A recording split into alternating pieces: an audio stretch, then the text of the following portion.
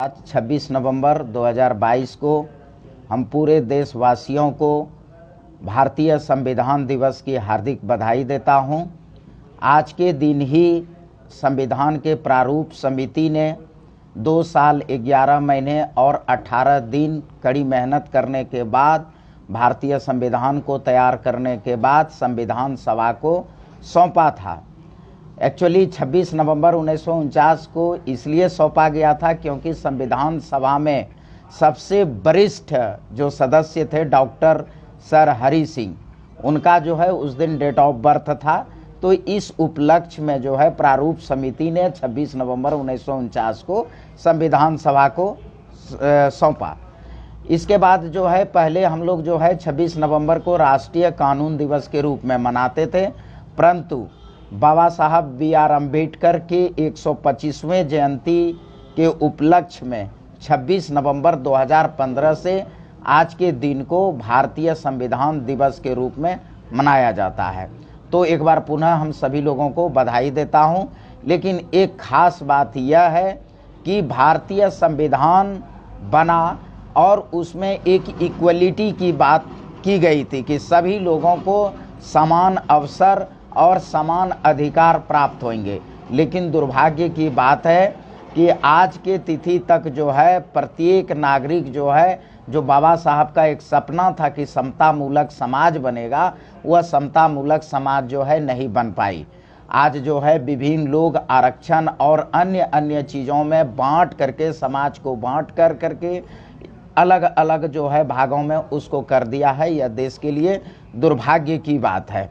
अब आरक्षण जो सबसे बड़ी चीज़ें खासियत थी उसमें कि जो सबसे वंचित वर्ग के लोग थे, हमारे अनुसूचित जाति और जनजाति के लोग थे, उनको जो है आरक्षण का प्रावधान किया गया था। अब आज की तिथि में आरक्षण भी जो है अनुसूचित जाति और जनजातियों के लिए अप्रासंगिक हो गया है, क्योंकि अब आरक्षण का आधार जो है सामाजिक नहीं रह करके आरक्षण का आधार आर्थिक हो गया है। जहां EWS को जो है 10% आरक्षण, अब अन्य राज्यों में जो है कई तरह की मांगे उठने लगी है।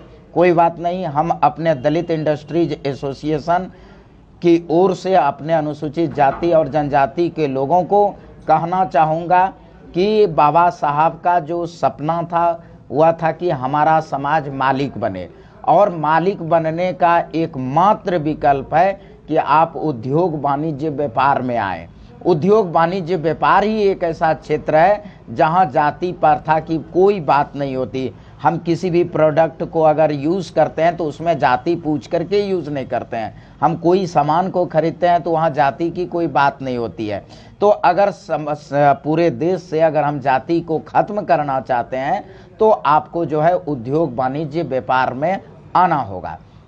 आरक्षण जो हमारे लिए विशेष रूप से प्रावधान किए गए थे संविधान में, अब वह आरक्षण जो है SC और ST लोगों के लिए अप्रासंगिक हो गया है।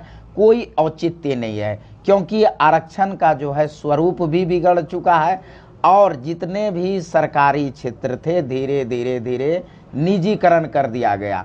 तो जब निजीकरण कर दिया गया तो अब तो सरकारी क्षेत्र में अवसर भी नहीं रहेंगे।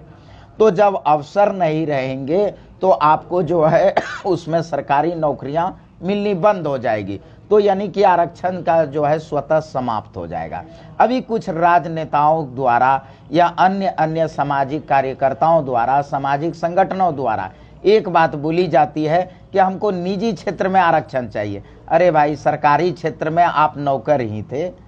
बाबा साहब ने आपको मालिक बनने की बात कही है, मालिक बनने के लिए प्रेरणा दिया है। आप वहाँ भी नौकर थे, एक चपरासी छोटा नौकर, एक IAS बड़ा नौकर। तो नौकर बनने की चीज़ों से हटिए। दलित इंडस्ट्रीज एसोसिएशन आपको एक विकल्प देता है।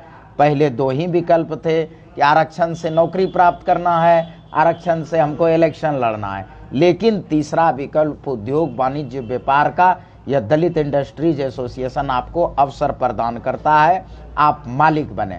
निजी क्षेत्र में आरक्षण का क्या मतलब है? आप निजी क्षेत्र स्वयं उत्पन्न कर लीजिए। पूंजी की व्यवस्था, एडवोकेसी, डॉक्यूमेंटेशन, सारी चीज़ें जो है दलित इंडस्ट्रीज एसोसिएशन करेगा। इन समस्त शुभकामनाओं के साथ एक बार पुनः हम अपने समुदाय, अनुसूचित जाति और जनजाति के आर्थिक सशक्तिकरण करने के लिए वचनबद्ध और कृत संकल्प दलित इंडस्ट्रीज एसोसिएशन के founder chairman doctor Jitendra Paswan एक बार पुनः शुभकामनाएं देता हूं। धन्यवाद।